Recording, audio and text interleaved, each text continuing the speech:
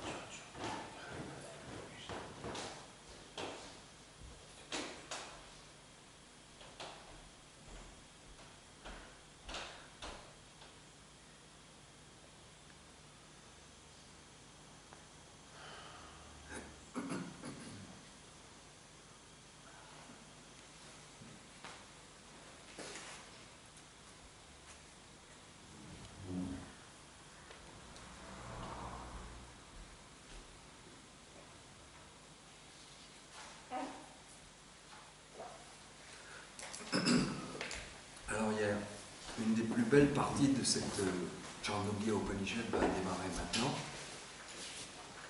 Peut-être les passages qui sont les plus connus de cette Upanishad où on a une série exactement de 9 en fait, situations, exemples, analogies qui se terminent toutes par, alors, vous pouvez regarder le 6, 8, 7.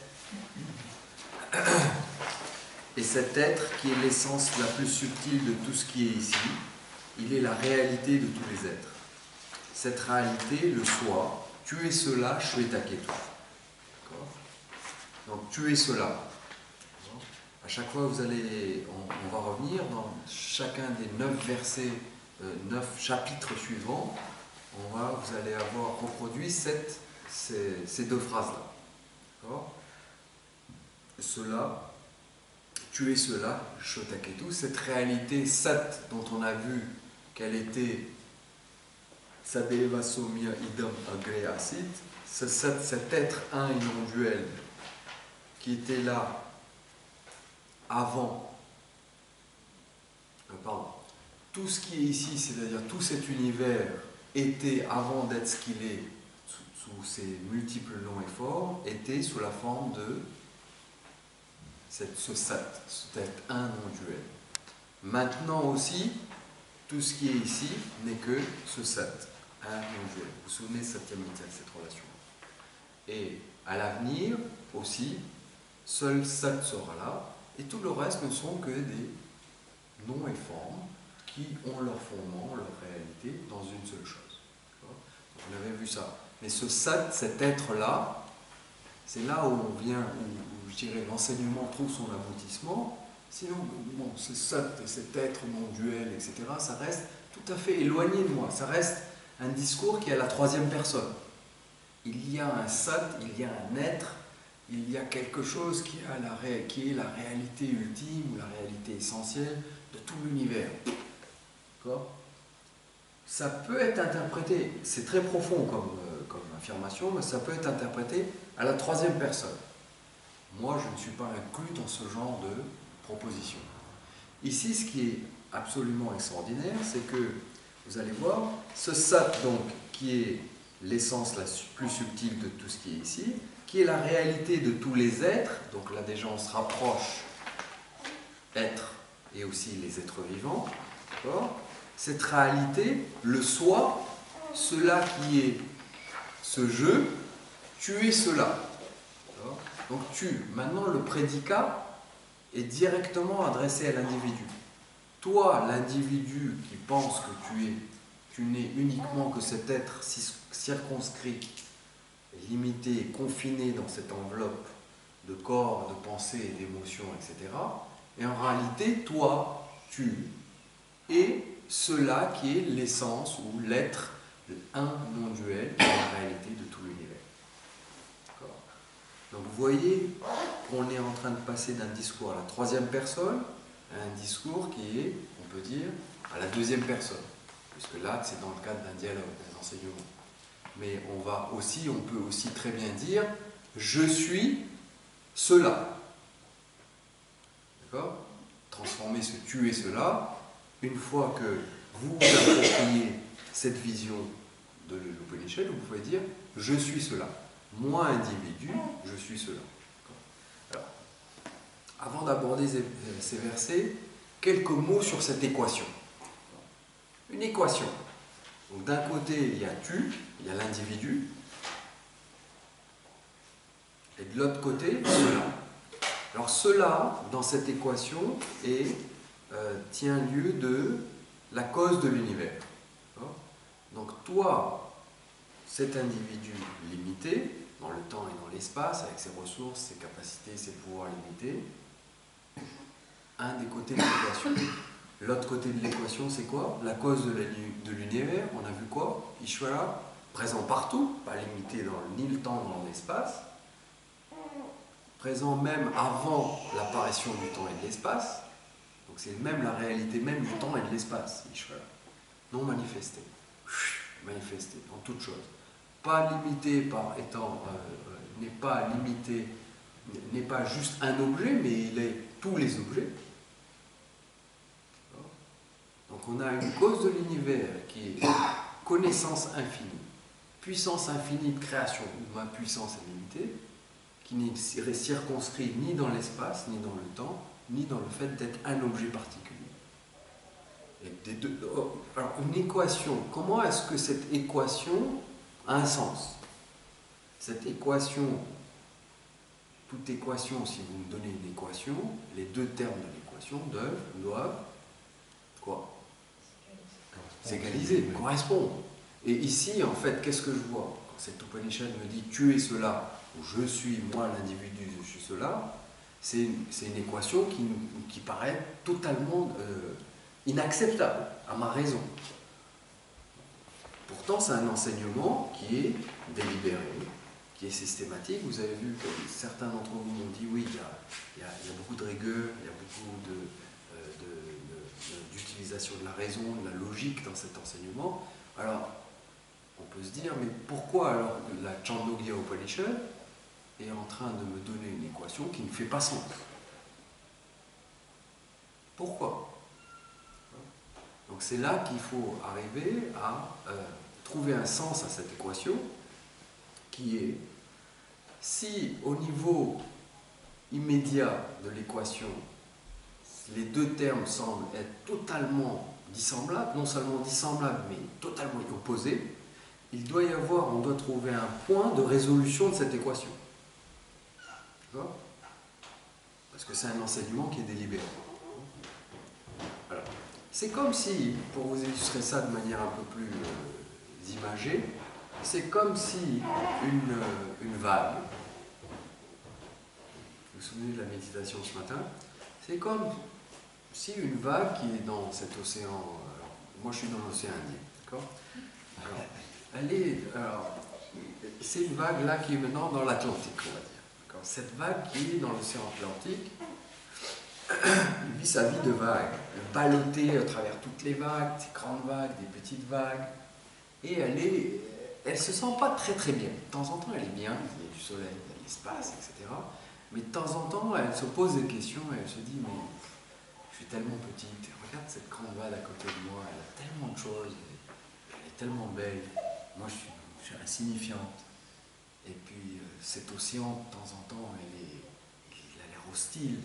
Et quand il se met en furie, mais je ne sais plus où je suis, je me sens tout faible et tout ridiculement petit et désespéré, etc. Et confus et anxieux. Je ne sais pas quoi faire. Et puis un jour, en plus, ma vie va se terminer. Je sais, et j'ai pas envie de mourir. Et j'ai peur de mourir. Donc cette vague ne se sent pas très bien. Elle a un peu cette espèce de malaise. Elle a du vague à l'âme. Hein? Elle a du vague à l'âme. Elle a du vague à l'âme, voilà. Et puis, elle rencontre une vague qui était venue de l'océan Indien. La vague qui vient de l'océan Indien, elle dit, mais qu'est-ce que tu as, mon ami, mon cher, d'accord? Ma chère amie. Elle dit, vraiment, je ne me sens pas bien, je ne sais pas, qu'est-ce que c'est que tout ça? Elle dit, mais écoute, tu sais qu'il y a des gens dans cette contrée d'où je viens, dans l'Inde, mais aussi partout. Il y a cette vérité, il y a des équations extraordinaires qui résument tout ce que tu es en train de dire. Et ils disent une chose qui est étonnante, et que j'ai compris et que je vais te faire partager. Et ils disent la chose suivante, ils disent, et toi vague, tu es l'océan.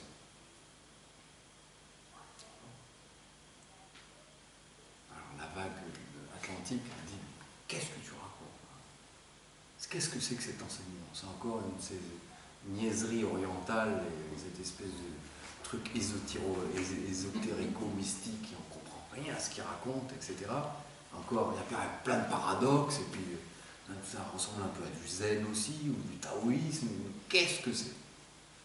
Moi, vague, je suis mis en équation, et tu me dis, moi, vague, je suis l'océan?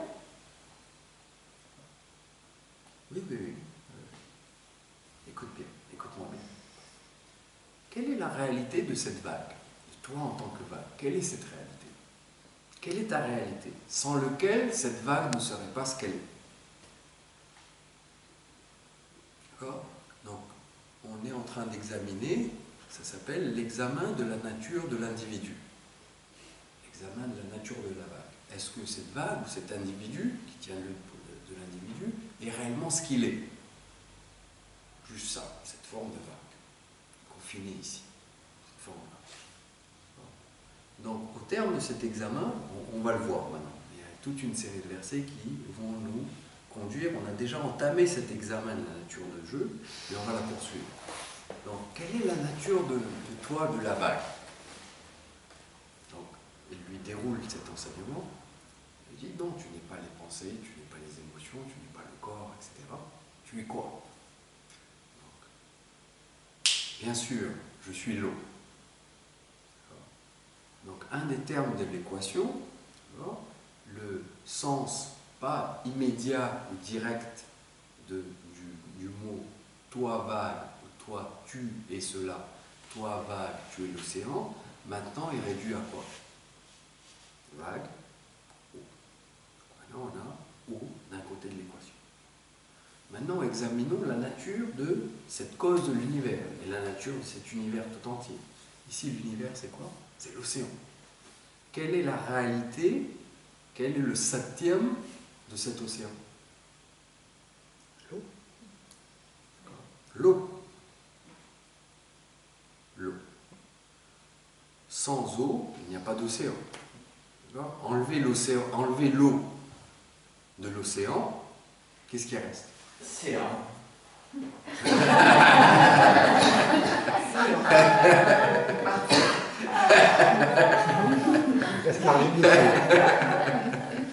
Hein, souvenez-vous. D'accord?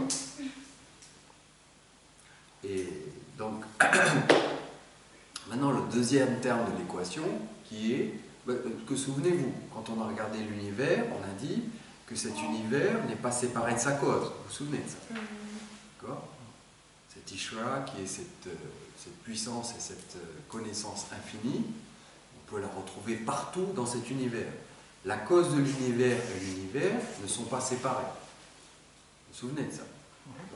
Et ici, dans notre exemple, donc, la vague dit, ok, d'un côté de l'équation, il y a quoi? Toi, vague, tu es océan. La vague, la réalité de la vague, c'est bien l'eau. Et la réalité de l'océan, c'est quoi? C'est l'eau. Donc, l'équation a l'air de marcher.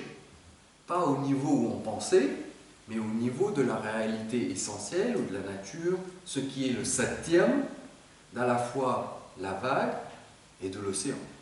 À la fois le septième, ce qui est le fondement ou l'être de cet individu, ici, chacun d'entre nous, et ce qui est aussi le fondement ou le septième ou l'être de l'univers tout entier. Vous voyez que maintenant, on est en train de se dire, ah, dans cet enseignement, il y a quelque chose. Okay? Ça fait sens. Du point de vue de l'eau, il n'y a qu'une seule chose, et non duel ici. D'accord? Il n'y a qu'une seule chose. Il n'y a que de l'eau. Qu'il y ait des vagues ou non, il y a de l'eau. Qu'il y ait un océan ou non, il y a de l'eau. Mais partout où il y a des vagues, il y a de l'eau. Et partout où il y a de l'océan, il y a de l'eau. Donc d'un certain point de vue, on peut dire qu'il n'y a que de l'eau et il n'y a jamais eu aucune création.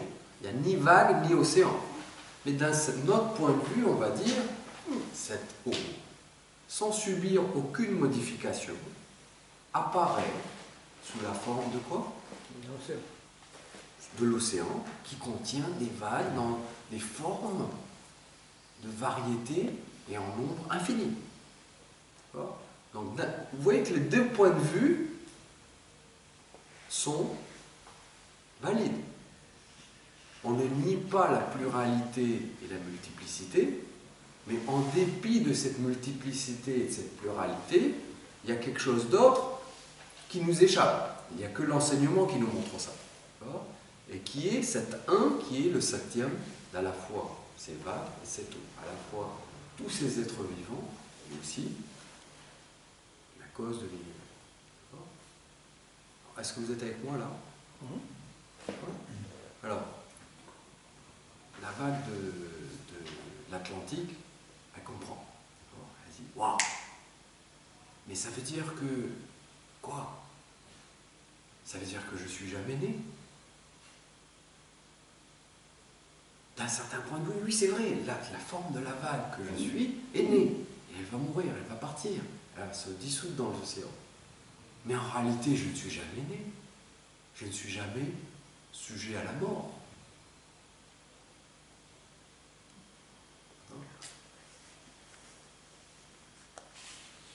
Je ne suis pas limité dans l'espace. La forme de la vague est limitée dans l'espace. C'est incroyable. Alors même que je suis sous la forme de cette vague, en réalité, je suis quoi? Cette eau. Est-ce que l'eau est limitée par le fait d'être une vague? Est-ce que l'eau est limitée par le fait d'être plusieurs vagues? Elle peut être toutes les vagues parce qu'elle a en fait aucune réellement de ces vagues. Elle est beaucoup plus que ces vagues. Voilà, la vague de l'Atlantique à mesurer les implications de cette équation. Tout ce qui, le lot de la vague, quand elle se fait écraser par les autres vagues, et quand elle souffre, donc imaginez que cette vague souffre, d'accord? Cette souffrance, du point de vue de la vague, c'est vrai, il y a des émotions, il y a de la souffrance, il y a de la peine. Mais en réalité, est-ce que l'eau souffre?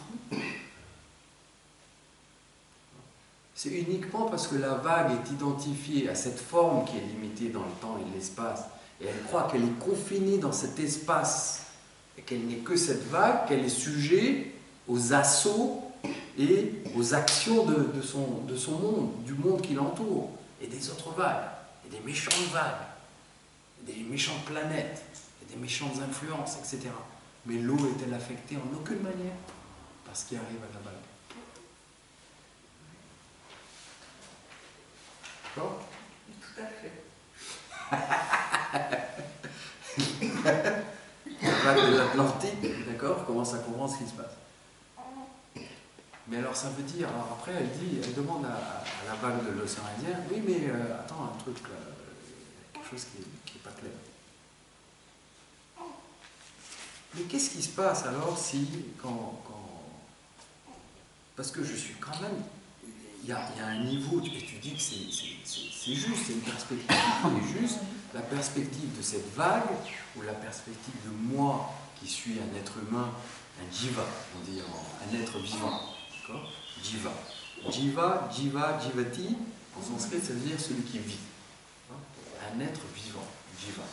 On va voir ça tout à l'heure.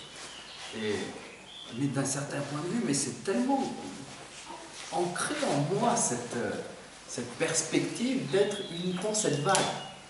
J'ai du mal à basculer sur l'autre vision. J'arrive à comprendre intellectuellement, etc. Explique-moi et dis-moi un peu plus. Donc, c'est là qu'on va faire un petit lien vers l'Upanishad. Et on va essayer d'en savoir un peu plus. Sur la nature de cet individu maintenant. Il y a quelques versets, maintenant quelques chapitres, qui vont être centrés à nouveau sur l'examen de la nature de l'individu. Alors, lisons. Quelqu'un veut lire Angelo, tu veux lire 6, 8, 1, 2. 6, 8, 1, 2. Page. Je ne sais pas quelle est la page. Chapitre 8. Hein 6, 8, 1, 2. Ouais. Un jour Udalka. Un jour, Udalka dit à son fils Shvetaketu. Cher fils, apprends-moi de la véritable nature du sommeil. On dit que quand un homme dort, alors il devient un avec l'être et parvient à sa propre nature. C'est pourquoi les gens disent de lui qu'il dort, car il a atteint sa propre nature. Comme un oiseau attaché à une corde, volant dans toutes les directions sans pouvoir se poser nulle part, se posera finalement là où est attachée la corde. Ah, tu peux lire le reste. Toutes les créatures ont l'être pour leur cause, l'être pour demeure, l'être pour fondement. Et cet être, qui est l'essence la plus subtile de tout ce qui est ici, il est la réalité de tous les êtres. Cette réalité, le soi, tu es cela, c'est là. Je vais t'inquiéter. Mon fils t'a pété. Celui-là, C'est pas grave. C'est mon fils. Le seul à mon fils. le vénérateur. Non, ça, on va voir après. Parce que on s'arrête. D'accord? Merci. Alors, un verset un chapitre qui est intéressant parce que il va nous éclairer un peu plus sur la nature de l'individu, comme je l'ai dit. Et pour ça, l'Upanishad va, de manière très très subtile, très intelligente, s'attaquer à l'identifier. À quel niveau, quand on dit je suis identifié, ou je suis persuadé que je suis cet être vivant ou cet individu. Cette affirmation, elle a lieu dans quel état? Dans quel état, je dirais, est-ce que c'est dans la veille? Est-ce que c'est dans le sommeil? Ou est-ce que c'est dans le rêve?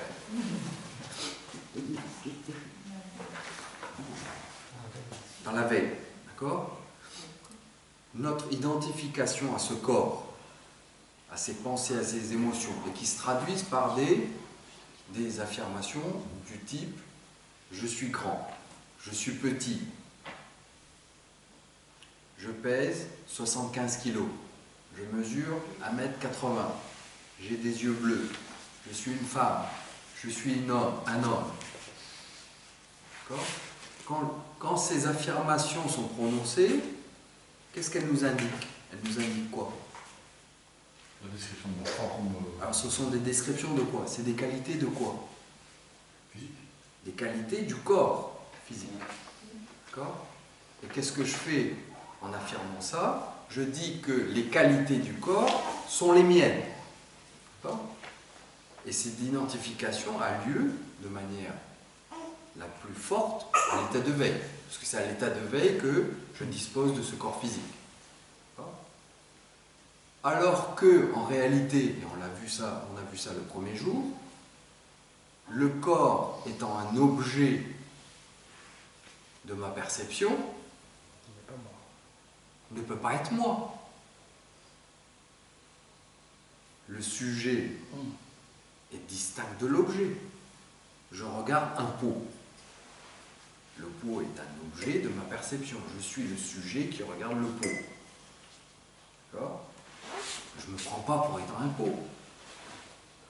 Donc jusqu'à là, ça a l'air de marcher, jusqu'ici. Mais dès qu'on commence à arriver à cette limite-là, cette limite semble marquer le territoire du jeu. C'est marrant, hein? Ici, là, il y a une limite. Vous savez, quand on mange, là, on mange du fromage, on mange des croissants, etc.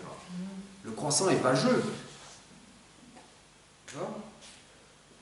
Mais le moment où je le mets dans la bouche, qu'est-ce qui se passe? Il se transforme en...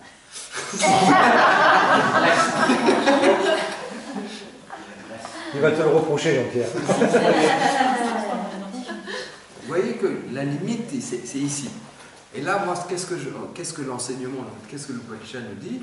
En train de dire, avec une logique simple, imparable. Si je suis capable d'objectiver quelque chose, je suis distinct de ce que je peux objectiver. D'accord? Or, je peux objectiver le corps. Et je peux aussi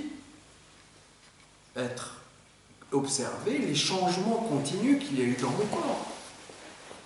Imaginez, depuis là, quand j'étais comme ça, quand j'avais 1 mois et demi, et maintenant, et j'ai observé à tout moment, peut-être pas 1 mois et demi, mais un peu plus tard, quand on commence à avoir conscience de son corps, j'étais conscient que j'avais un corps, et j'ai vu toute l'évolution de mon corps. J'ai vu mes cheveux qui ont commencé à tomber, à blanchir, j'ai vu mes yeux qui ont commencé à faiblir dans leur acuité, etc., etc. Donc c'est pas moi. De la même manière, à l'état de veille, qu'est-ce qui se passe? L'identification la plus forte qu'on a aussi. Ok, peut-être le corps, ça va. D'accord, je te concède ça. Mais je suis quoi? D'accord? Toutes les qualités. Je suis un ingénieur, je suis un médecin, je suis un thérapeute. D'accord? J'ai ce diplôme. Ça c'est quoi? C'est les qualités de quoi ça? Hein? Les qualités, je dirais, de la pensée, du mental. D'accord? De la même manière. Qu'est-ce qu'il disait? Daniel, comme moi, pharmacienne. Elle n'est pas que pharmacienne, elle est beaucoup plus. Quand ça elle a changé ensuite. Comment? D'accord? Donc si tu l'identifies totalement à cet attribut qui était un attribut juste temporaire, qui appartenait à quoi? À ta éducation, à ta mémoire, à ta pensée, ça ne peut pas être toi, puisque ça a changé. Or, tu es encore là, malgré les changements qui sont intervenus à ce niveau-là. Oui ou non? Donc de la même manière, les émotions. On a vu ça, mais je veux que vous le faire à nouveau redécouvrir. À l'état de veille, on va revenir à l'Upanishad. À l'état de veille, je dis, je suis quoi? Un veilleur. Je suis mon identification pour rassembler en fait toutes ces identifications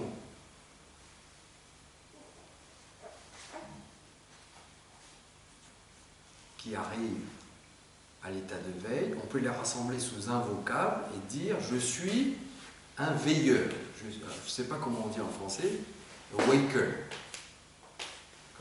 Je suis cette personne qui est dans l'état de veille. Non, c'est eux qui veillent. Ouais, d'accord. Donc je suis un veilleur, vous comprenez.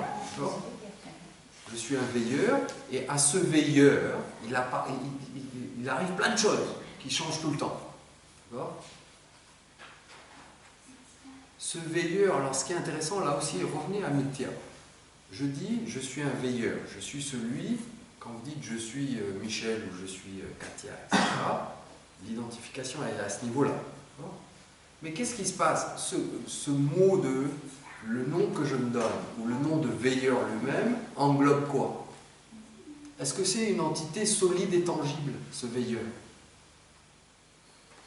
Ce sentiment de je que j'ai, je suis cette personne-là, je.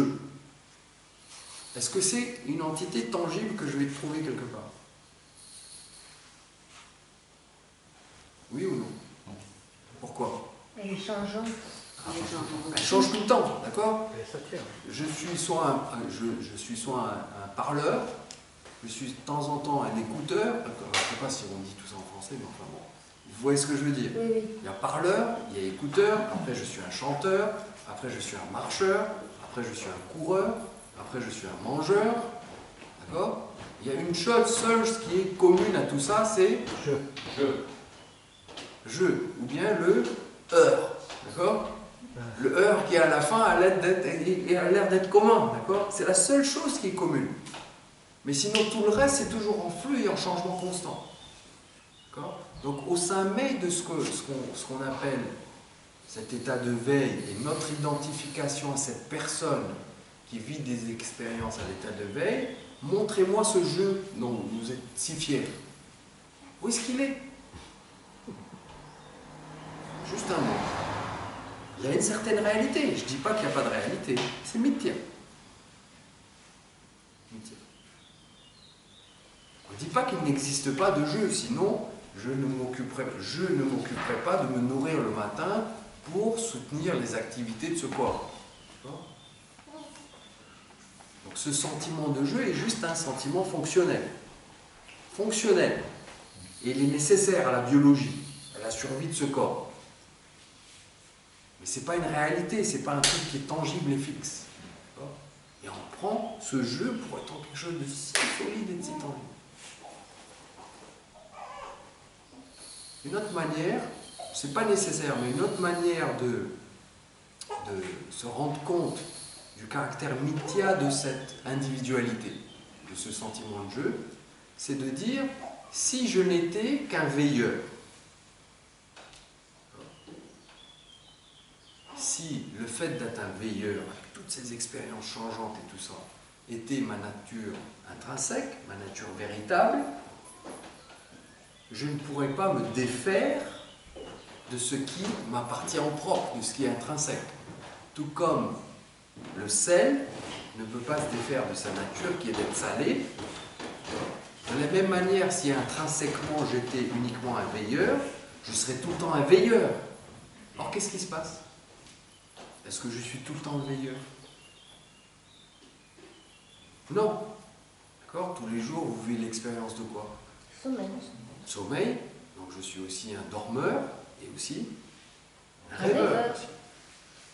Donc si je pensais que... Non, non, d'accord, ok, c'est pas la veille par réalité, c'est le rêve. Donc ils se contradisent et s'opposent, ils s'annulent mutuellement. Donc aucun d'entre eux n'est ma réalité. Puisqu'ils se remplacent et s'opposent et s'excluent mutuellement. Et pourtant, il y a bien une présence de jeu qui est invariable au sein de ces trois états, qui est distincte de ces trois états, mais qui fait que tous ces trois états sont ce qu'ils sont. Alors ce qui est marrant ici, donc revenons à l'Upanishad, ça suffit comme introduction. Cher fils, apprends de moi la véritable nature du sommeil. Qu'est-ce qui se passe dans le sommeil? Dans le sommeil profond. On dit que quand un homme dort, alors il devient un avec l'être, il revient à sa propre nature. C'est marrant. Alors qu'est-ce qui se passe quand on en a parlé le premier jour, qu'est-ce qui se passe quand je me défais de ces attributs du veilleur? Je me défais en fait en même temps de quoi? Vous vous souvenez de ça? De toute mon identification avec mon corps physique. Parce que dans l'état de sommeil profond, qu'est-ce qu'il y a? Il y a plus, je ne me prends plus pour étant ce corps physique du tout. C'est comme si je le mettais de côté. D'accord? En fait, c'est pas juste le corps physique. C'est l'ensemble de mon individualité et de mon sentiment de jeu qui se résout. Tu te souviens, Michel? J'avais dit, quand tu passes dans le sommeil profond, où est le Michel? Où est le Michel? D'accord? Bon, il y a le corps qui est sur la couche et puis il respire. Mais le Michel, il n'est pas là. L'individualité, c'est totalement dissoute dans un état qui est non manifesté. Non manifesté. Elle n'a pas disparu, elle n'a pas été détruite. Jean-Pierre fait des grands signes. Et sur le disque dur. D'accord? Ça, c'est quand on n'a pas de rêve, tu veux dire dormir dans ce sommeil. Dormir, sans rêve. Sans rêve. Sommeil profond. Ouais, sommeil profond. D'accord? Alors, ce qui est intéressant, et c'est un des éléments de ce verset-là dit: quand un homme dort, alors il devient un avec l'être et parvient à sa propre nature. C'est comme s'il mettait de côté toutes ces identifications erronées qu'il avait dans l'état de veille ou l'état de rêve, et qu'il parvient à sa propre nature. Est-ce que c'est vrai que vraiment vous parvenez à votre propre nature? Est-ce que c'est vrai que dans le sommeil profond, vous dites « Hey, je suis l'infinity et la plénitude que je recherche. Je suis cette eau qui n'est pas limitée ni dans le temps ni dans l'espace. » Non, il n'y a plus de mental. Hein? C'est pas. Ah, il n'y a plus de mental. D'accord? Donc, le sommeil profond, alors quand on dit il revient à sa propre nature, à nouveau, c'est une expression pour dire il s'est dépouillé de ses autres attributs et il est un avec sa propre nature.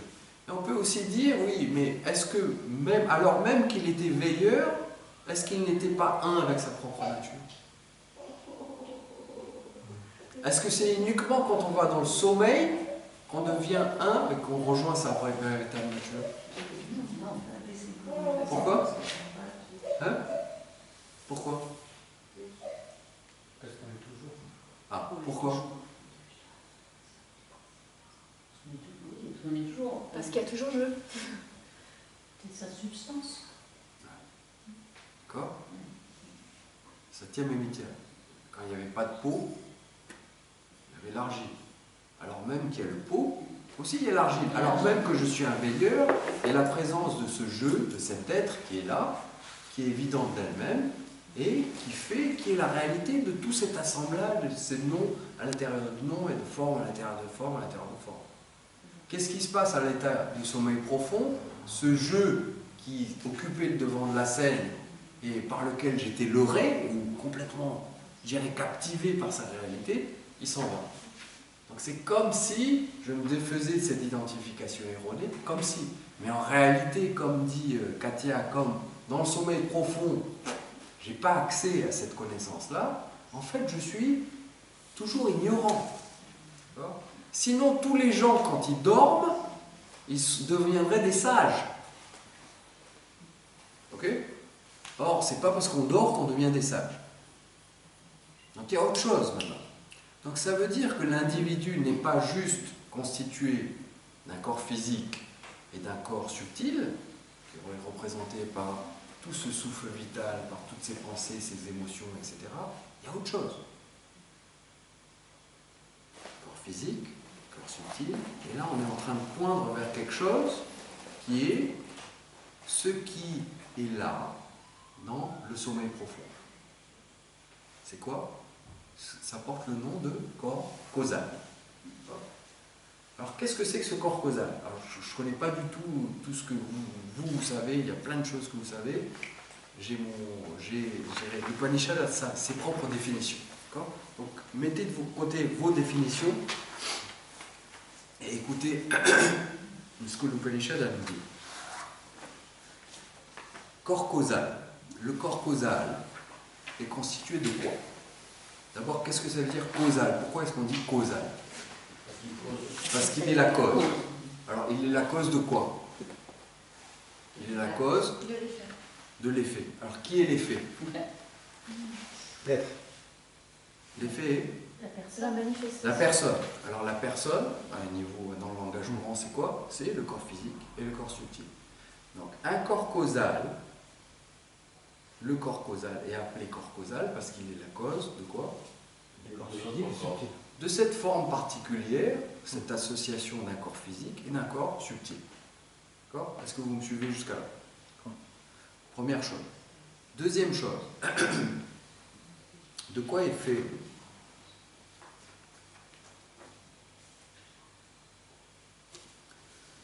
fait ce corps causal? Moi, j'ai une question. Ouais. Dans le corps subtil, tu englobe les pensées, les émotions. Oui, pensée, émotion, tout ce qu'on appelle le prana, c'est-à-dire tout ce qui fait que ce corps est vivant. Donc si on prend un langage moderne, ça va être les fonctions de digestion, de respiration, de circulation, etc. D'accord. En gros, tout ce qui fait que dans tout aspect, par exemple dans l'œil, il y a une partie qui est physique, de l'organe physique qui est l'œil. Mais il y a quelque chose qui est plus subtil que juste l'organe physique et qui fait que l'œil est capable de voir. Ça fait partie du corps subtil. Mais l'organe de l'œil lui-même, dans sa partie physique, fait partie du corps physique. Est-ce que c'est clair? D'accord? Corps subtil, pour le dire autrement, c'est quand vous avez quelqu'un qui s'en va, prendre un autre corps, qu'est-ce qui se passe? Le corps physique est toujours là. Mais qu'est-ce qui vous indique que cette personne est partie? Corps subtil. Hein? Alors c'est quoi? Le cœur s'arrête, le cerveau. D'accord?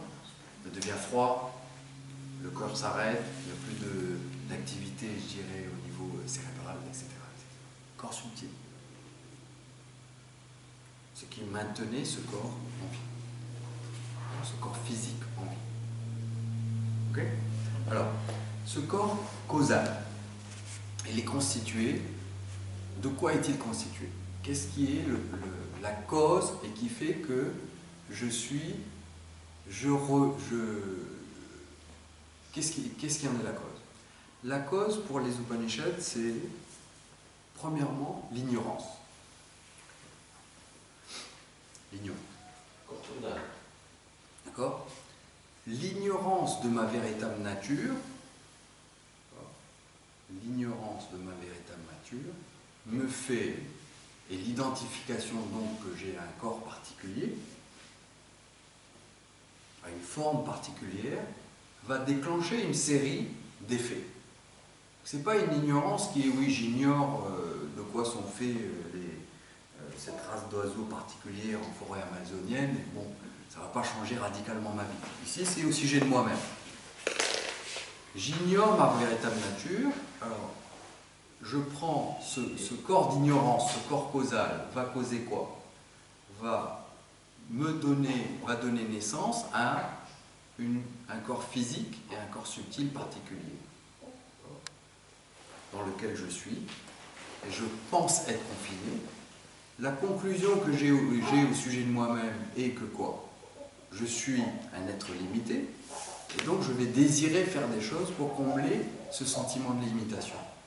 Mes actions ont donc désir, donc ignorance, avidya, désir, karma, karma, action, résultat. D'accord? Désir, action, résultat. Et la mère, ou la racine de tout ce cycle-là va être quoi? L'ignorance. D'accord? Alors, action, résultat. Les actions que je fais, comme on a dit hier, vont produire deux types de résultats. Un résultat visible et un résultat invisible. Ces résultats invisibles sont appelés soit punya, soit papa. Les punyas vont être le résultat invisible des actions que je fais et qui sont en conformité avec le dharma, avec l'ordre ou l'harmonie au niveau éthique. ces valeurs éthiques universelles, des bons points, des mérites. D'accord? Donc je vais accumuler en tant qu'individu dans une vie particulière un stock de punya. De la même manière, je vais aussi accumuler quoi? Parce qu'il est impossible, à partir du moment où on a d'être en relation, de ne pas faire violence à un certain niveau, sous quelle forme que ce soit, à d'autres êtres vivants. C'est impossible. Ça n'existe pas la non-violence absolue. Donc, je vais aussi, que ce soit délibéré donc, ou non délibéré, je vais aussi accumuler un stock de papa. Alors, toute l'idée va être quoi? Alors maintenant, papa, de démérite. C'est démérite, Avec un B. Papa. papa, P-A-P-A. Punya, P-U-N-Y-A, et papa, P-A-P-A. D'accord? Alors, l'idée, c'est que ce corps causal, et que nous, en tant qu'individus, on a un gigantesque compte en banque qui est constitué de ces karmas, de ces punyas et de ces papas. Et ces punyas et ces papas n'attendent qu'une chose, c'est quoi? C'est d'arriver à maturité et de fructifier. Et c'est-à-dire de quoi? De donner naissance à des expériences plaisantes pour les punyas et des situations déplaisantes ou difficiles pour les papas. C'est un modèle. C'est un modèle indémontrable et à la fois, vous ne pouvez ni le nier, ni le démontrer. Je ne peux pas le démontrer et vous ne pouvez pas non plus le nier. Parce que ça fait appel à des choses qui sont hors de notre domaine, je dirais, d'appréhension. Ceci dit, il rend compte de beaucoup de choses qui se passent dans notre expérience humaine. C'est ça qui est important. Un modèle, s'il rend compte beaucoup mieux que d'autres modèles des expériences que nous traversons, on peut dire que ce modèle a une certaine validité. D'accord? Il rend compte par exemple du fait que, comme on en a parlé, de temps en temps on a quoi? On a des périodes dans notre vie qui sont... les choses coulent. D'autres périodes où on a des obstacles, on a des situations difficiles qui s'accumulent. Ça peut être un jour, ça peut être une semaine, ça peut être un mois, on a l'impression qu'on est dans un espèce de tunnel ou dans un goulet d'étranglement. Et on a aussi des périodes de grâce où on fleurit. Les choses s'ouvrent de tous les côtés, à tous les niveaux. Ou à certains niveaux. Ça rend compte de ça.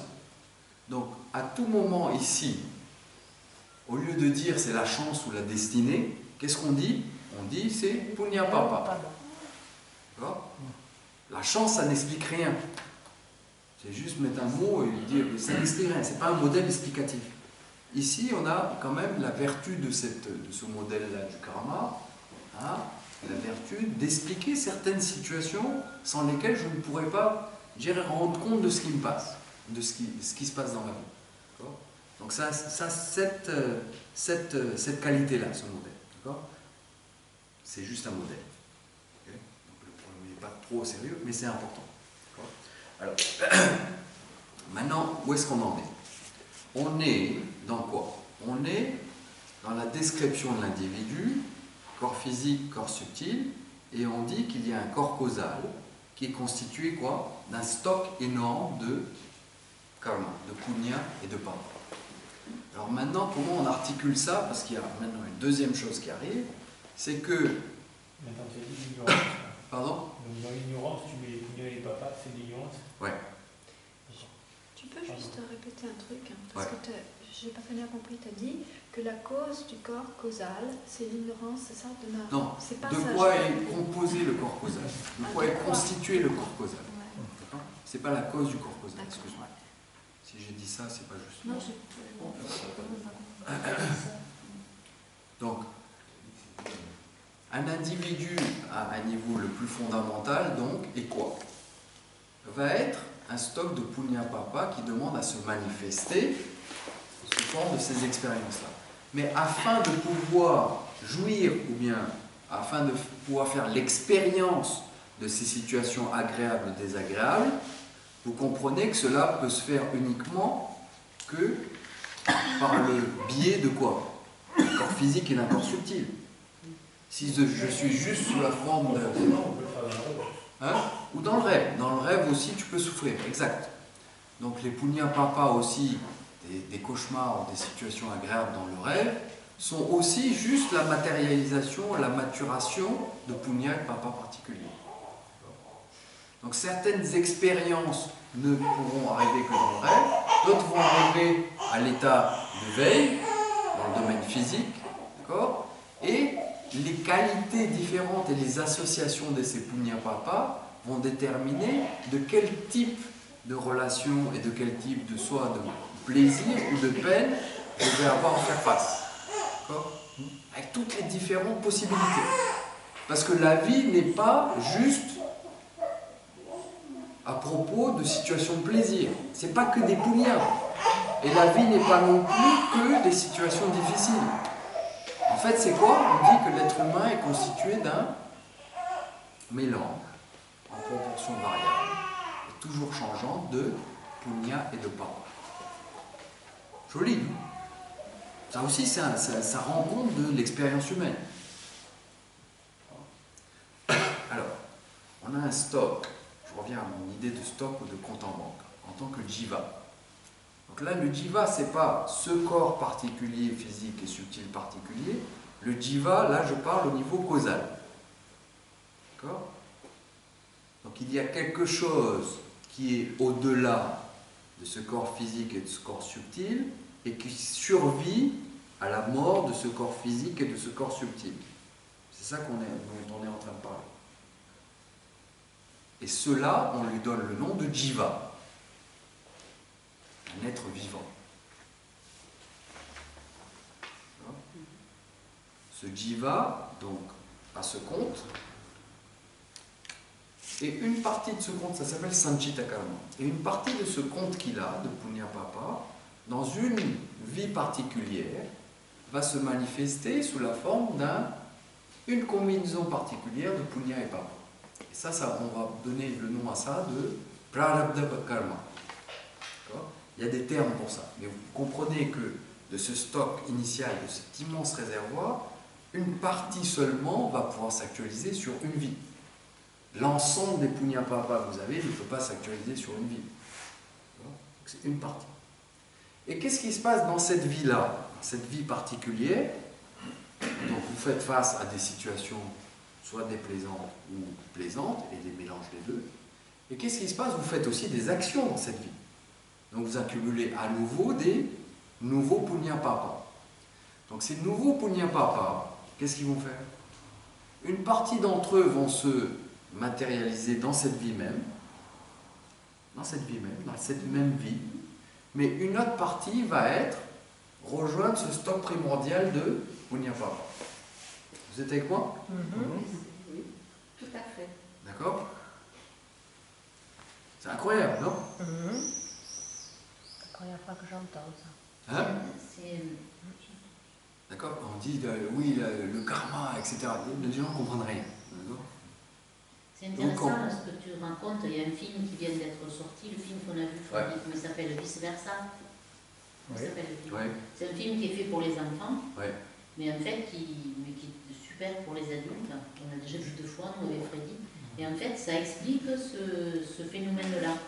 D'accord. Avec c'est imagé, avec ces différentes émotions. Mais après, c'est dans toute la circulation au niveau du cerveau et de comment ça fait, donc comment nos actions se remettent en bande. C'est super bien fait, vous pouvez vraiment aller le voir. C'est Vice Versa. C'est un film qui est fait pour les enfants. C'est un dessin animé de Walt Disney. C'est animé, mais c'est super. Alors,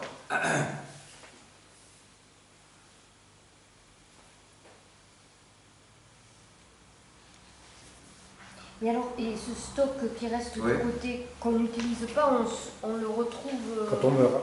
On le retrouve quand on revient. exactement. Quand on revient. Donc on revient, d'accord? Et pourquoi on revient?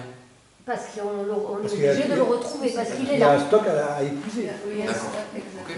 Alors, maintenant, comment est-ce que j'articule le fait? J'ai dit 2 choses. J'ai dit, c'est le corps causal est constitué de punya papa, Et de l'autre côté, j'ai dit, c'est un corps d'ignorance. Alors, comment est-ce que maintenant je réconcilie ces deux affirmations-là? Il faut l'ignorance pour vivre ça. Exactement.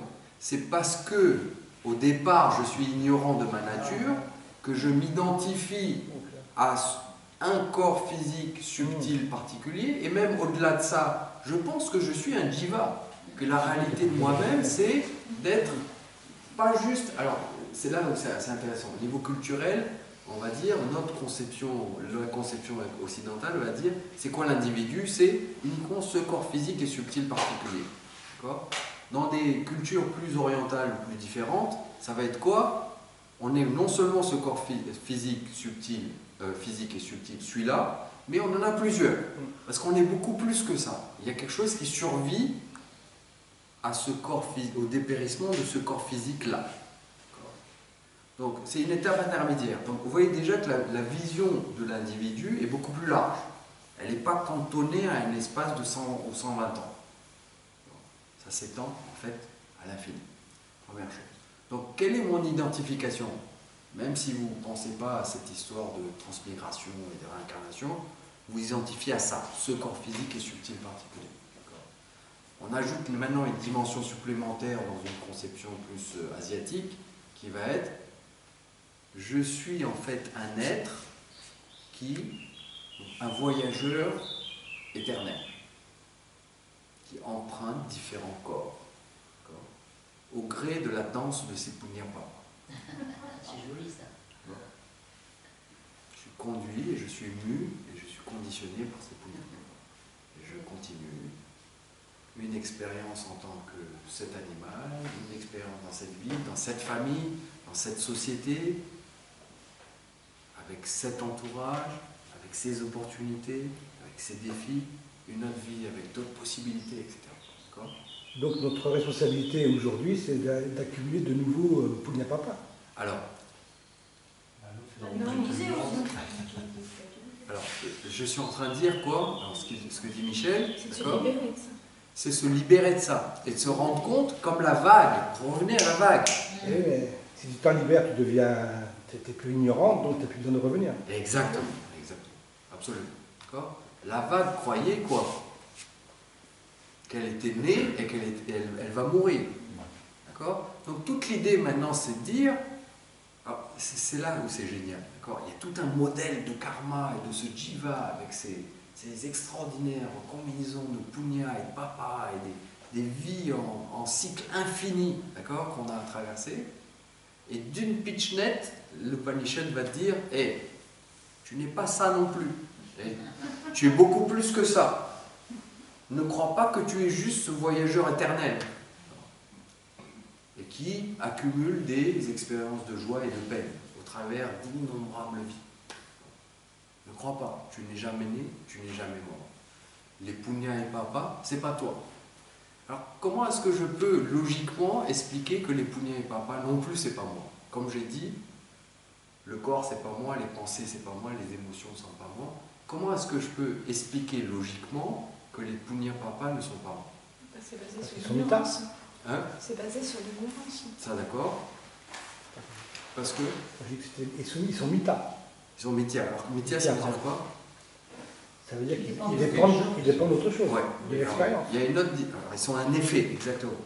Une autre manière de dire ça, c'est juste ce que tu dis, une autre manière de dire ça qui va peut-être vous parler différemment, c'est de dire, ces stocks de punya papa, ils changent tout le temps aussi. Oui, c'est vrai. De la même manière que moi, ce jeu, ce veilleur, je pensais que c'était une réalité. Là, je pense que ce jiva, maintenant, j'ai transféré la solidité, la tangibilité et mes conclusions sur moi-même de ce corps physique à quoi? À une espèce de corps causal, et je pense que c'est...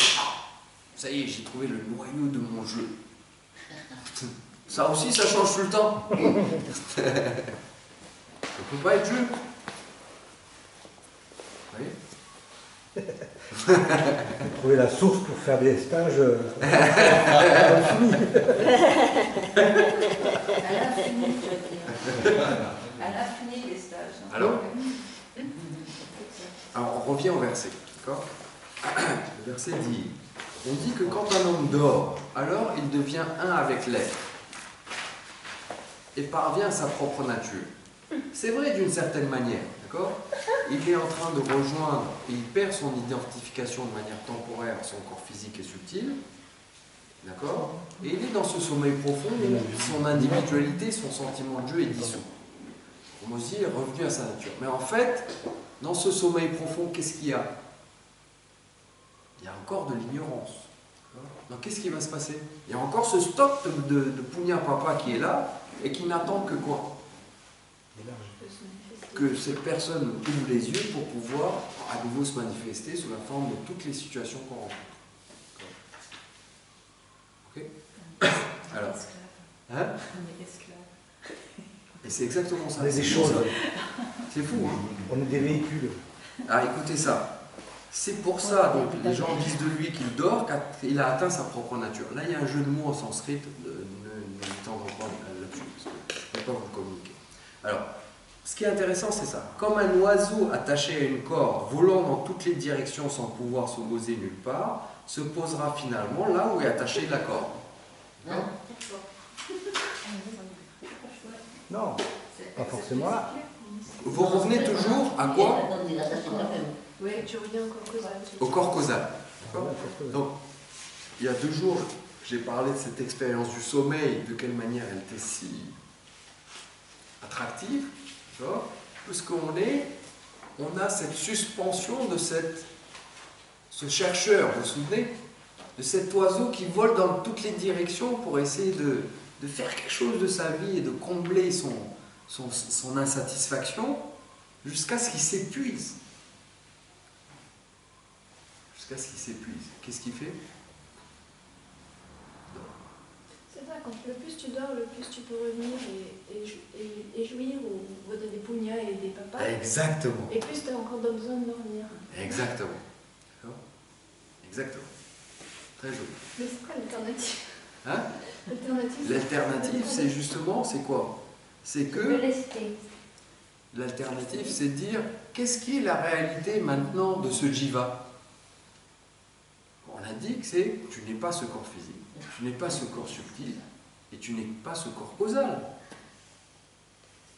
Donc maintenant, toutes les différentes, je dirais, lieux d'erreurs que je commettais à mon propre sujet, que je sois un occidental et je pensais que c'était juste ce corps et ses pensées, ses émotions, ou un oriental et je pensais que j'étais un individu, un voyageur éternel, d'accord? Le Upanishad dit hé, c'est pas toi ça. C'est pas toi. Tu es quoi? Tu es cela qui est la réalité de cela, de ces 3 corps physiques, subtils et causaux, et qui est invariablement présent au sein de ces 3 corps, et qui fait que ces 3 corps sont là. Et c'est quelque chose que vous pouvez voir maintenant. Vous n'avez pas besoin d'aller dans le sommeil profond. Vous n'avez pas besoin de remonter à l'état non manifesté, ou de voir votre visage. Quel est votre visage avant votre naissance? Votre visage de jiva, c'est quoi votre visage de jiva? Vous n'avez pas besoin de tout ça. Ici même, ici, vous pouvez apprécier cette présence qui est ce je suis, qui est évident de lui-même. Et cela est cet être qui est un et non duel. Et toutes les créatures, pas seulement les êtres vivants et vous avez cet être pour cause, l'être pour devenir et l'être pour fondement. Pas d'échec. Mais j'arrive pas à mettre l'action avec tout ça. Pardon? J'arrive pas à mettre l'action avec tout ça. Oui. C'est-à-dire? Je veux dire, dès que j'agis, je vais recréer des punyas et des papas. Ouais. Et quand même, de ne pas agir, est-ce que c'est vraiment... Enfin, c'est pas une solution non plus, quoi. C'est un copax, non? On n'est pas en train de dire de ne pas agir. Oui, j'ai bien compris. Hein. On est en train de dire quoi que je fasse, soit je crée des punyas ou des papas. Exact. C'est pour ça que, en fait, comment je me libère? C'est là que j'ai dit, c'est une très bonne question. Vous avez tous entendu sa question? Non. Oui, on avait compris. Sa question est excellente, parce qu'elle dit, si, je vais l'exprimer un tout petit peu différemment, pour le grossir, et pour lui donner plus de force. Si ma seule réalité est d'être un jiva, d'avoir juste à expérimenter ces punyapapa. D'utiliser ma liberté aussi hein, pour choisir mes actions et en fonction de mes choix et de ma liberté, en fonction de leur adéquation, des adéquations de mes décisions avec le Dharma, j'ai ces punyapapa. N'oubliez pas ça, hein. On n'est pas dans du déterminisme et du fatalisme. Mais admettons que ma seule liberté soit, ou le seul paradigme dans lequel je sois, soit d'être un jiva. Il n'y a aucun moyen d'en sortir. Quoi que je fasse, tout ce que je peux faire, que ce soit des postures de yoga ou du kriya, je ne sais pas quoi, et d'éveiller des kundalini, et de manipuler des énergies et tout ça, ça reste dans ce paradigme-là. Comme je vous l'ai dit, le problème de me maintenir dans quoi? Ce statut d'être un chercheur, d'être ce jiva. Le jiva a acquis une telle réalité que je pense que je ne suis que ça. La vague est tellement ancrée dans son identification avec la forme de cette vague qu'elle en oublie sa véritable nature. Donc la seule sortie, le seul point de sortie, c'est de changer de paradigme. Et c'est là où on a l'équation. Tu es cela. Tu n'es pas ni le corps physique, ni le corps subtil, ni le corps causal. Tu es bien plus que ça. C'est ça l'Upanishad. C'est le seul point de sortie. Sinon, il n'y a pas de solution. Il n'y a pas de solution au problème fondamental de l'être humain. Il n'y a pas de solution. Il n'y a pas de solution radicale. Ça va être des petits, comment est-ce qu'on dit, des quick fixes and patches. Ça va être mettre des petits pansements, et mettre un peu de pensée positive, et puis se nourrir d'épeautres. C'est bien, tout ça c'est bien. C'est très bien. Ça ne suffit pas. Elle dit, mais comment est-ce que je vais sortir de ce cercle? Donc là, on peut, je dirais horizontalement, améliorer nos conditions d'existence. On peut faire des thérapies. On peut faire des techniques énergétiques pour équilibrer les je sais pas quoi. D'accord? C'est très bien. Et servez-vous de tout ça. Mais vous restez toujours ici, dans ce rond. Vous voyez dans quelle mesure c'est radical ce que disent les poètes. Mais quand il y a deux personnes, une qui traverse dans cette vie-là, tout facilement avec la Mercedes, le machin, le truc, et l'autre qui rame, c'est parce que...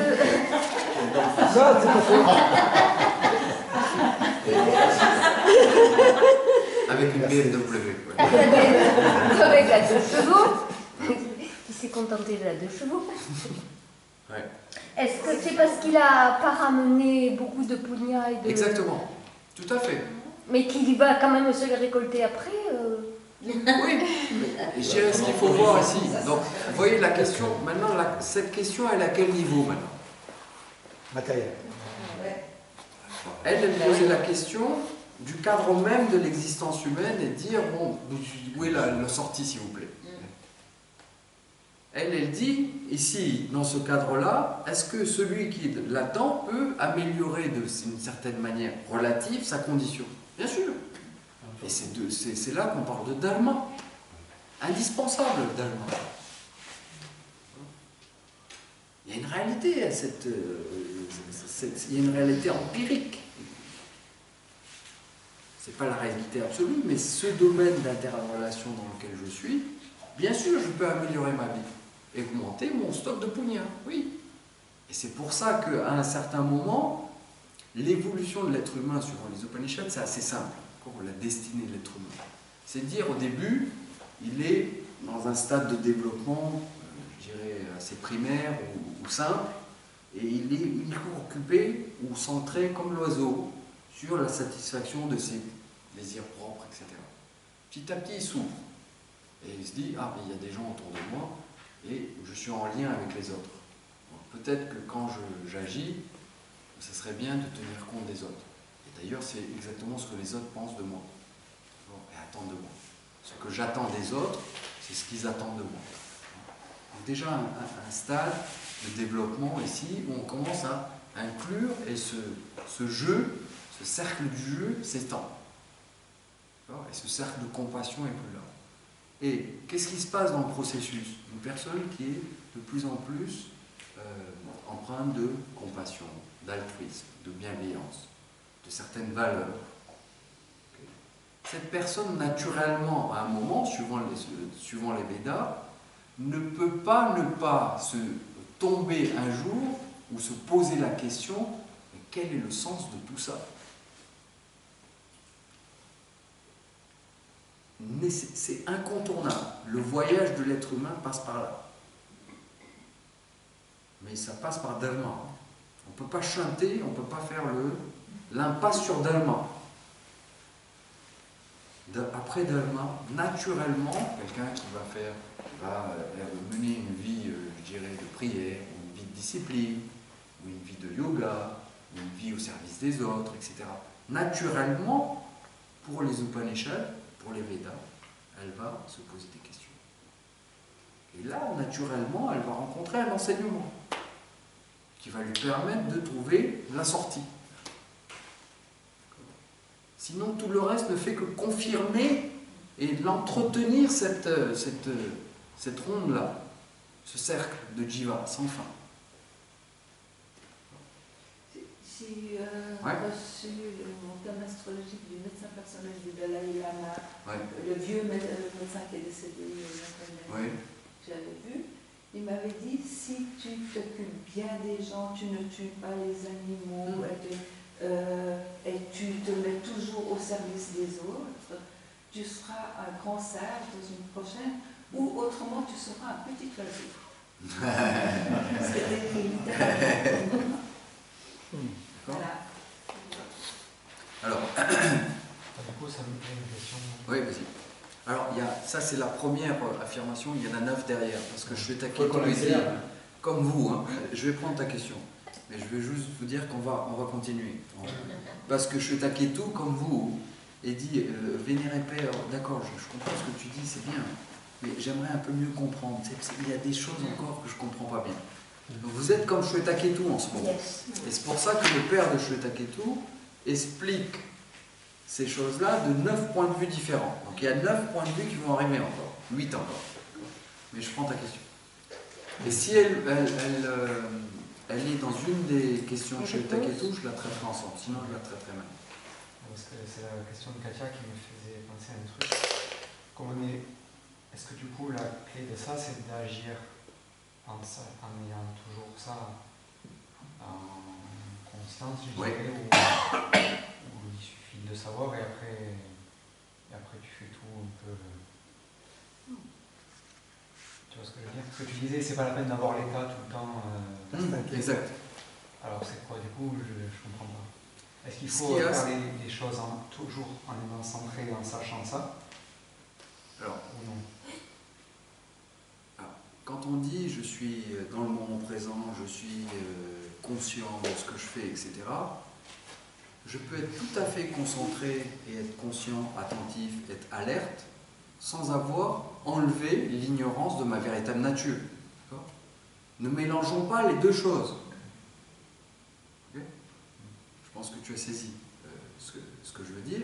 Il y a une chose qui est cette capacité à rester centré, à rester plus ou moins tranquille, plus ou moins serein dans toute situation, de ne pas être distrait, d'être dans le moment présent, d'être lucide, objectif, etc. Très très bien. Indispensable. Comme le Dharma, vous ne pouvez pas faire l'impasse sur ça. Mais ne pensez pas que juste ça va vous donner la sortie. C'est pour ça que même dans l'enseignement bouddhiste par ailleurs, d'accord, il parle non seulement de ces pratiques-là, mais il parle aussi quoi? La sagesse pénétrante. C'est ce terme dont il parle. Nous, on parle de connaissance de notre véritable nature. Mais c'est la même chose. Okay? On n'est pas juste dans de la pratique de, oui, l'instant présent, et je suis lucide et alerte. Ça ne suffit pas. Vous voyez bien que ça ne suffit pas. Oui, vous serez plus objectif, vous serez plus alerte, vous serez plus présent, vous ferez plus attention à vos actions, à l'impact des conséquences de vos actions, à l'impact de vos actions sur les autres. Oui, très bien. Très bien. Indispensable. Ça ne suffit pas. C'est le début, non? Pardon? C'est le début. C'est le début, exactement. Comme le Dharma, c'est le début, ça aussi, c'est le début. Mais ne prenez pas le début pour être la fin ultime, ou le moyen qui résout tout. Non. Ce sont toutes ces pratiques, j'ai parlé de ces différentes pratiques dans Yoga Shastra. Vous vous souvenez? Il y a un volet de l'enseignement qui est cette connaissance, ce qu'on est en train de voir. Quelle est votre nature véritable? Sujet, objet, etc., etc. Il y a un autre volet de l'enseignement qui est comment me préparer. Pratique méditative, me centrer, être présent, être pleinement conscient, etc., etc. Préparation. Tout ça, préparation. Prenez, allez-y dedans, à fond. Mais ne prenez pas ce qui est de l'ordre de la pratique pour étant le moyen direct. Il y a une différence entre un moyen indirect et un moyen direct. Est-ce que vous voyez ça?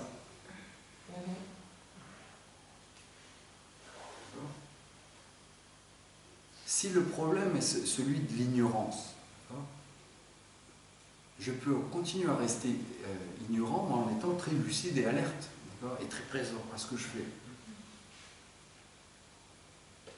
Mais si j'enlève cette ignorance, je peux non seulement, j'ai enlevé cette ignorance, et je peux continuer aussi à être lucide et alerte, etc. En fait, c'est ça qui m'a mené et qui m'a permis, alors que je m'expose à l'enseignement et que j'essaye de comprendre quand je fais Taketu de quoi il s'agit, et que j'essaie d'articuler ça dans ma pensée, de faire émerger tous mes doutes et de les adresser un par un comme vous faites, à ce moment-là, j'ai cet esprit, cette tranquillité, cette habilité, ce caractère incisif, pénétrant d'un instrument extraordinaire que j'ai ici, qui sera capable de saisir ce dont il s'agit. Parce que c'est des choses subtiles. La préparation, c'est indispensable, indispensable. Indispensable. Alors, ça va, Pierre-Jean?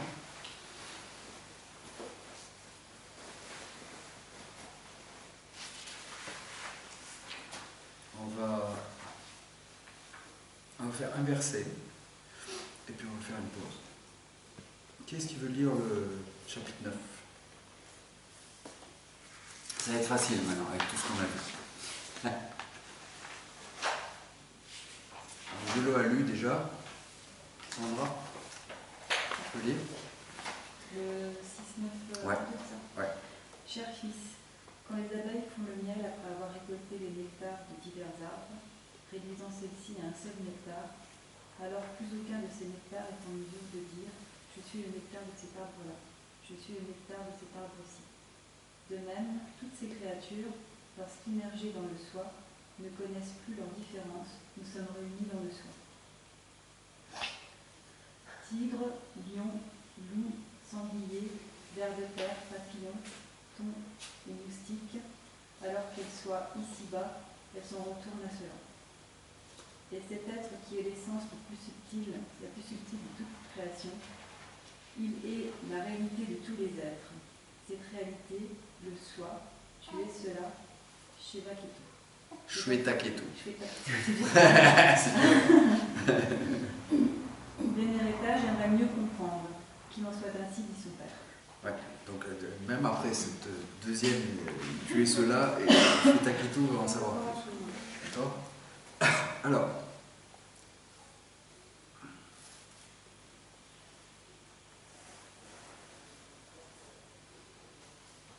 à nouveau, d'une manière imagée ici, vous avez une magnifique image qui parle de cette idée que le miel qui provient du sucre du nectar, du sucre on dit du nectar de différentes provenances, de différentes fleurs, portées par différentes abeilles, constitue une masse unique. Et tout ce qui est ici n'est que un.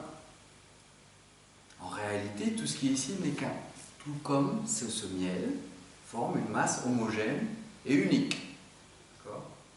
Mais imaginez que les différentes parties de ce nectar qui a été accumulé de différentes sources imaginez qu'elles se souviennent d'où elles viennent, au sein de cette unité. D'accord? Mais en fait, ce n'est pas le cas, elles ne se souviennent pas. Elles sont incapables de dire « Eh, moi je suis le nectar de la lavande. Là, je suis le nectar du cannelier. Je suis le miel de... Qu'est-ce qu'il y a d'autre? L'acacia, etc., etc. Incapables. Pourquoi est-ce qu'elles sont incapables? Pourquoi est-ce que ces parties de ce miel sont incapables de se souvenir? Elles ont fusionné dans leur âme. C'est la substance de la formation qu'elles ont. Parce que le souvenir, ça fait partie du mental, hein. Enfin, ça fait partie de la manifestation. Elles sont revenues le 7. Plus dans le... Elles sont? C'est le 7. Pourquoi? Alors je pose la question plus directement. Si je suis cela, si vous, chacun de vous, vous êtes cela, et qu'en fait vous avez l'être, ce sat qui a un non-duel pour demeure, pour fondement, pour réalité, comment est-ce que ça se fait que vous ne vous en souvenez pas? Comment est-ce que ça se fait que vous ne le savez pas? C'est l'oubli, parce qu'on sait autre chose. Hein? On sait autre chose. Comment ça se fait? Parce que vous êtes identifié à quoi? On n'a pas encore. Au miel. On n'est pas encore dans le miel. Exactement. D'accord? Okay. Est-ce que vous voyez ça? Donc c'est juste une image pour expliquer ce dont j'ai déjà parlé. L'ignorance. On parle d'oubli, on parle de je ne me souviens pas. Ignorance. Ignorance. C'est une bonne nouvelle. Hein? C'est une bonne nouvelle. C'est une bonne nouvelle. Pourquoi c'est une bonne nouvelle? Parce qu'on fait partie de l'être. Ah, ça c'est une bonne nouvelle. Mais la deuxième bonne nouvelle, même si le problème est celui de l'ignorance, c'est quoi la bonne nouvelle? Qu'on y est cela. Non, la bonne nouvelle, c'est que toute ignorance peut être quoi? Remplacée par son opposé. Qui est quoi? La connaissance. Super bonne nouvelle. Et il se trouve que quoi? Je suis un être humain, je dispose de quelque chose qui est extraordinaire, cette capacité de discrimination, cette capacité de penser, faire le tri, extraordinaire. Il y a des choses qui ont été mélangées, je m'identifie au corps, à la pensée, aux émotions, à ces punya-papa, à ces vies successives d'éternels voyageurs. Je suis capable, avec ça, de démêler toutes ces choses qui sont mêlées dans mon esprit, jusqu'à que les choses deviennent claires. C'est extraordinaire, non? Très bonne nouvelle. Ça met un peu de temps, hein. Je suis Taketou lui-même à demander à chaque fois « Hé papa, explique-moi encore, s'il te plaît. » Plus 12 ans d'études avant. Il a pas fait. Alors, d'accord? Donc de même, toutes ces créatures, lorsqu'immergées dans le soi, ne connaissent plus leur différence. Nous sommes réunis dans le soi. Alors, tigre, lion, loup, sanglier, ver de terre, papillon, tan ou moustique. Quelles que soient les formes qu'endosse le soi, cet être, d'accord? Ce ne sont que des formes. Elles sont mithya. Et ces formes apparaissent pour étant réelles à ceux qui sont pris dans ces formes, comme la vague, souvenez-vous. Et elles sont entraînées dans ce tourbillon des punya-papa. Uniquement par l'ignorance. Elles assument une forme après une autre. Une forme d'être vivant, une autre forme, afin de pouvoir, tout cet immense stock de punya-papa, de pouvoir l'amener à fructification. Il y a des expériences qu'on peut uniquement épuiser, des punya-papa, uniquement sous la forme de sanglier. Il y a d'autres expériences, c'est uniquement sous la forme de langouste, surtout quand on est mangé par quelqu'un après dans un avion. Parce que toi, tu manges des langoustes dans un avion, tu es en première classe. Hein? Mais dans les avions aussi, ils proposent des langoustes, des crabes. En première classe. Oui. Première classe, exactement. Non, ne vous inquiétez pas. Qui ont la Mercedes. Ce que je veux dire, c'est que ici, on a en germe toute l'idée de cette jiva. Ces multiplicités, je dirais, de corps physiques et subtils qui sont à notre disposition pour pouvoir expérimenter le monde, mais dans toutes ses dimensions. Yes. Génial.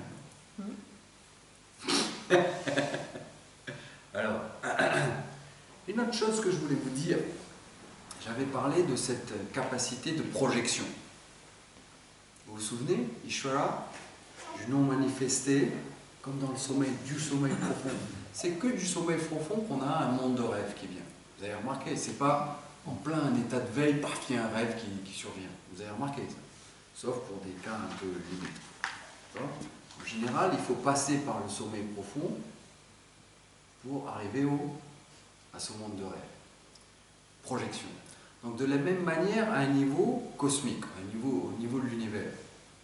On a parlé de cette capacité de projection dans toutes ses formes, ses noms et de ses formes, qui ne sont pas séparés de, vous vous souvenez, de Sat, de cet être. Il y a un deuxième élément dans cette capacité de projection, de cette Maya Shakti, il y a cette Vikshepa Shakti, cette capacité de projection. Il y a un deuxième volet aussi qui est Avarana Shakti. C'est-à-dire que, alors même que, imaginez, cet univers, un univers particulier prend forme, et évolue, etc. Non seulement il y a cette projection en cette forme, mais il y a aussi Avarana. Avarana, ça veut dire quoi? L'ignorance. C'est-à-dire que, au sein même de ce mécanisme de projection de l'univers, il y a cette capacité de couvrir, Avarana, ou de voiler les choses. Ce qui explique suivant, parce qu'on peut se poser la question, pourquoi est-ce qu'on est ignorant? C'est constitutif à la nature de l'univers. Il y a un pouvoir de projection et simultané un pouvoir de voilement, de scellement ou de recouvrement, qui fait que nous sommes ignorants de notre propre nature. Donc, à cette question, quelle est l'origine, on va dire, ça fait partie de là. En fait, c'est juste dire quoi. C'est comme ça, tu es ignorant. Mais la bonne nouvelle, comme disait Freddy, c'est que, ok, je suis ignorant, mais au moins je peux être conscient que je suis ignorant. Quelquefois, je ne suis même pas conscient que je suis ignorant. Et je continue à tourner en rond. Mais un jour, comme la vague de l'Atlantique rencontre une vague de l'océan Indien, vous êtes tombé sur un livre, vous êtes tombé sur un prospectus, il y a peut-être autre chose, il y a peut-être une sortie autre part. Et cette ignorance peut être remplacée et écartée pour laisser place à la connaissance. Ça aussi, ça fait partie de l'ordre des choses. Vous voyez la beauté de cet univers. Il y a cette ignorance qui est constitutive en quelque sorte. Les jivas sont ignorants, mais ils ont cette capacité, cette liberté aussi de s'en défaire. Génial. Alors, on va faire une pause. Avant. Qu'est-ce qu'il y a?